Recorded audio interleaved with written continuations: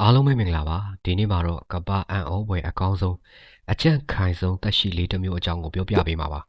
သူရဲ့နာမည်ကတော့ရေဝက်လို့ခေါ်ပါတယ်ဒီသိငယ်တဲ့သက်ရှိတွေဟာတိတ်ပံဇလန်းတွေတဲကလို့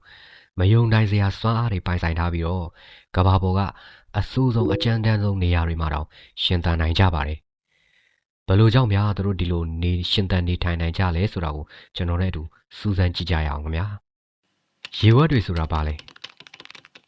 ရေဝက်တွေဆိုတာ micro animal လို့ခေါ်တဲ့အဏုကြည့်တတဝါလေးတွေပါ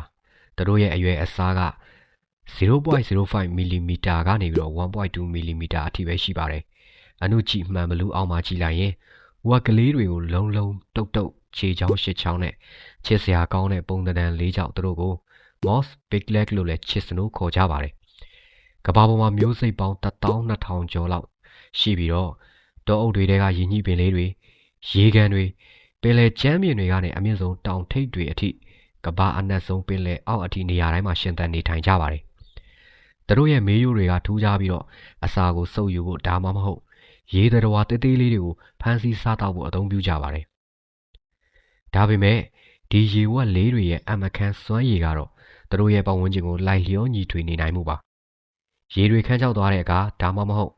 အပူချိန်တွေအစွန်းရောက်လာတဲ့အခါမှာသူတို့ရဲ့ခန္ဓာကိုယ်ကျုပ်ပြီးတော့Tone state လို့ခေါ်တဲ့အစီအိတ်လိုပုံစံပြောင်းလိုက်နိုင်ပါတယ်။ဒီအခြေအနေမှာသူတို့ရဲ့ဇီဝကာမဖြစ်စဉ်က 0.01% အထိလျော့ကျသွားပြီးတော့6တွေ့တဲ့ဓာတ်ကိုလုံးဝခုခံနိုင်ပါတယ်။ဒီပုံစံနဲ့ဆိုရင်ရေမရှိပဲ10စုနှစ်ချီပြီးတော့အသက်ရှင်နိုင်ကြတာဟာအံ့ဩစရာတော့မရှိပါဘူး။ပိုဆိုးတာကတော့ဒီအခြေအနေကနေပြန်ပြီးတော့ရေနဲ့ထိတွေ့တာနဲ့မိနစ်ပိုင်းအတွင်းပုံမှန်အတိုင်းပြန်လည်နိုးထလာကြတာပါ။ဒီရေဝက်လေးတွေရဲ့ကြမ်းခိုင်မှုက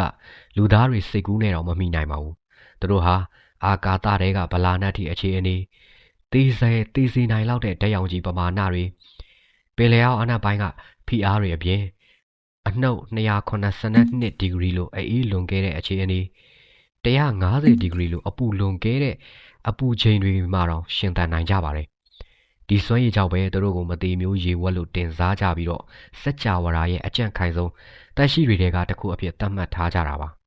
။သိပ္ပံပညာရှင်တွေကတော့ရေဝက်တွေဘာလို့ဒီလောက်ကြံ့ခိုင်တယ်လဲဆိုတာကိုစူးစမ်းနေတော့မှာပဲ။သူတို့ခန္ဓာကိုယ်ထဲမှာပျက်စီးတာတွေကိုပြန်ပြင်နိုင်တဲ့ထူးခြားတဲ့ protein ဓာတ်တွေဆဲတွေကိုအကာအကွယ်ပေးတဲ့ဓာတုပစ္စည်းတွေရှိတယ်လို့ယူဆနေကြပါတယ်။ဒီ protein ဓာတ်တွေနဲ့တခြားဓာတ်တွေက DNA ကိုကာကွယ်ပေးပြီးတော့ရေခမ်းချောက်ခြင်း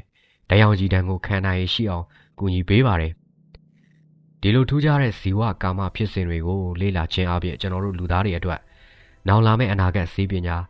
ဆေးဝါးတူလောင်မှုနီးလန်းတွေနဲ့အာကာသခရီးသွားလာရေးမှာအရေးကြီးတဲ့ရှာဖွေတွေ့ရှိမှုတွေအတွက်အလားအလာကောင်းတွေဖြစ်လာနိုင်ပါတယ်။ဥပမာ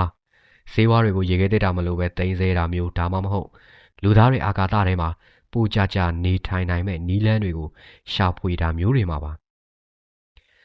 ဟုတ်ကဲ့နောက်ထပ်လည်းဒီလိုစိတ်ဝင်စားစရာကောင်းတဲ့အကြောင်းအရာတွေကိုထပ်ပြီးတော့နားထောင်ချင်တယ်ဆိုရင်ဒီ channel လေးကို like and subscribe လုပ်ထားပေးဖို့မမေ့ပါနဲ့ဦးခင်ဗျာနောက်အပတ်မှာပြန်လည်ဆုံတွေ့ကြပါမယ်